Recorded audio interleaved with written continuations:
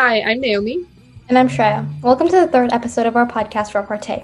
In this podcast, Naomi and I discuss cultural trends, our opinions on them, and our experiences with them.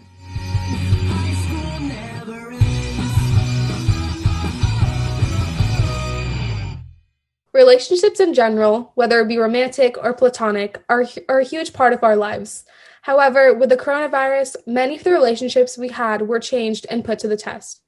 Some of the relationships that we had prior to the pandemic have weakened significantly, and in the end, we are only left with the relationships that we put effort into. Yeah, that has definitely happened to me this year. Of course, when we see friends in school every day, it's easy to keep in touch and build on those relationships. But when we are separated by a pandemic, things change. It really has allowed me to see who my true, real friends are. The people who reach out to you and the people who put in the same effort you do to keep progressing the relationship. Let's hear what junior Isabel Mata's experience with friendships through distance learning has been.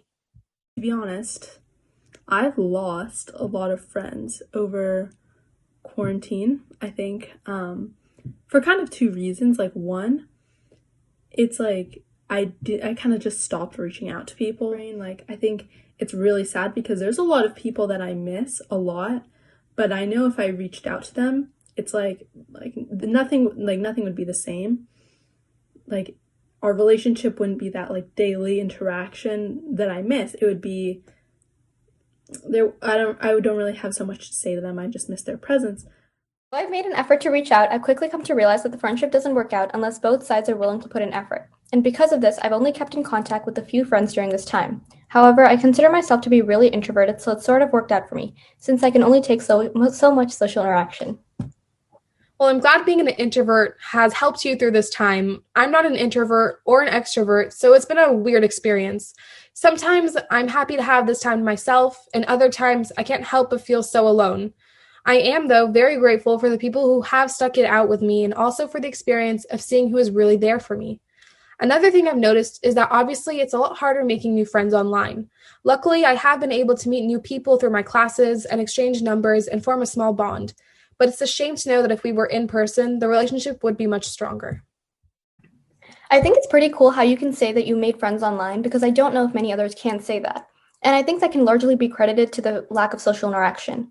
When we went from seeing hundreds of people daily to only one or two, it can cause a huge strain on our mental health and cause emotional isolation. Oh, I've definitely felt isolation. I remember when the school year started, I struggled a lot from feeling so alone and separated from people I used to see every day. I don't think I need to see friends every single day, but this experience has very clearly shown me the importance and impact of friendships. Let's listen to Gargi Podke's experience with losing friendships during a quarantine. I think it does make people upset, obviously, because losing a friend can be tough sometimes, but also just like knowing how to move on from that is very beneficial. I know that's like easier said than done. I mean, it's definitely happened to me, especially like over quarantine, coming to a mutual understanding and just moving on from that and just understanding like, oh, if they aren't your friends anymore, then it's probably for a reason. While I definitely agree that the initial shock of not seeing people on a daily basis affected me immensely in the beginning of the year, I also found that I like to spend time alone as well, because it gave me time to truly reflect and rediscover hobbies that I didn't have time for before. So even though I felt the after effects of isolation, I also think it provided me with some clarity and some much needed alone time. Thank you guys for listening to our podcast. Follow the epitaph to stay up to date on when we post. See you guys next time.